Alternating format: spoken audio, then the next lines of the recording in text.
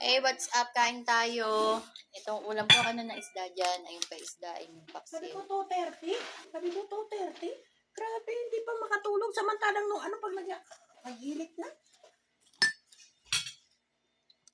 Sarap ng paksil.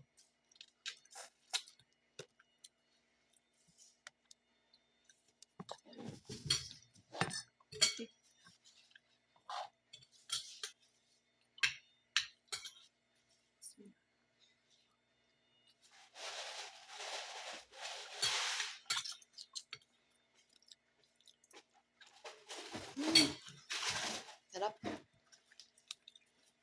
Paloski. Fresh kasi yung ano ni Bakekong. Binili niya talaga. Kaya malasa, no? Kaya hindi na pinreaser. Kaya talagang masasarapan.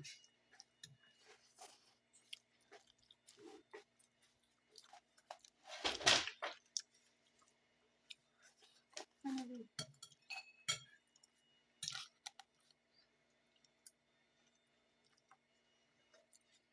Hindi man lang yung burger ang binili sa atin.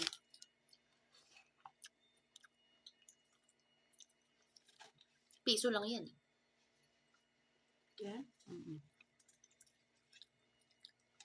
Piso, hindi man piso, pero bagay. Mas masarap pa naman yung ulam natin dyan. Saka mas mabubusog tayo.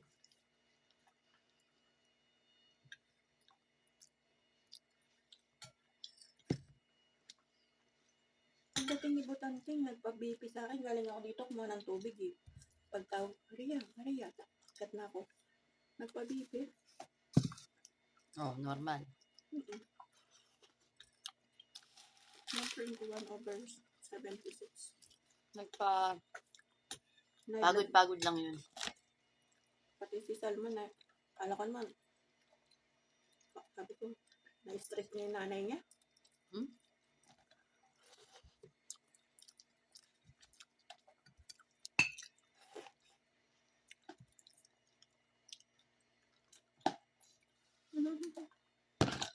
Saan pa? Tubig. Ano?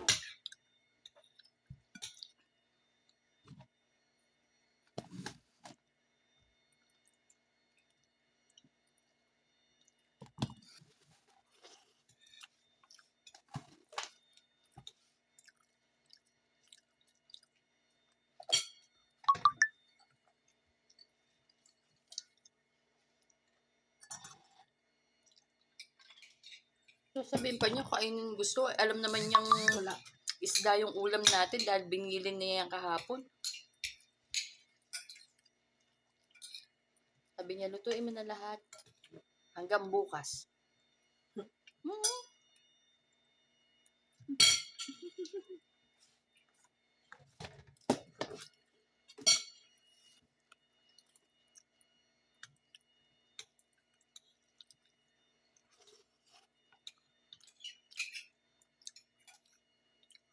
Yan naman na nagpaluto lahat niyan. Bukas na yung gala nila, di ba? Bukas na yung kasama. Ano? Bukas na? Sabado.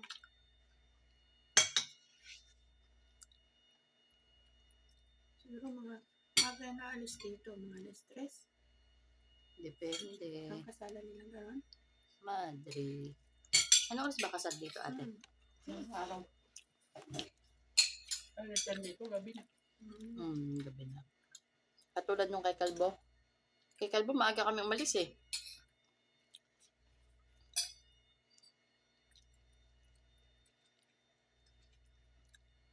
Si Calvo lang kasi siya ang ismasal. Pero yung Mga ganyan, hindi. mga late na no. Mga late na no.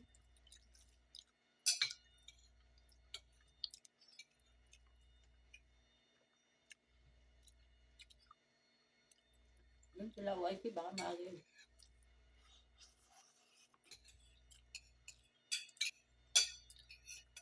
Si Kalbo kasi malapit lang yung kasal nila eh. Dapat yung bahay. Hindi, yung hotel. Yan lang eh. Wala pang kalahating oras yung biyahe.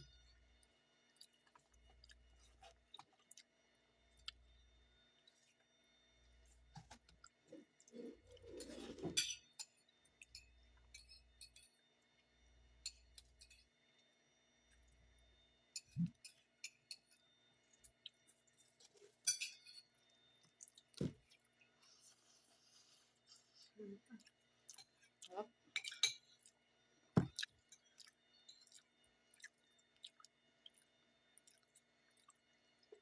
Nabigyan may sili yung ganito kapon. Kauna-unahan siya. Sili? Ano yun? Isda ba? Pinabigyan niya ni Butanding, isang buo.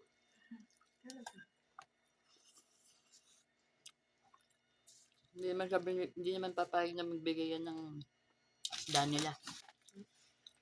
Sasabihin niya, siya nabigyan. Sabi niya? Hindi, baka. Hindi. Binigyan niya. Sabi si Kelio. Si Kelio pa hindi bibigyan. Hindi. Kinulit na kayo. Kaya na, anong ulam dyan?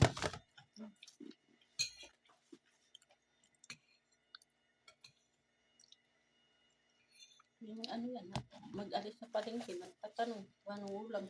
Isin ko muna itong tinapay mo ha. Sabihin niya, anong ulam niyo dyan? Gutom ako. Wala ka ng ulam.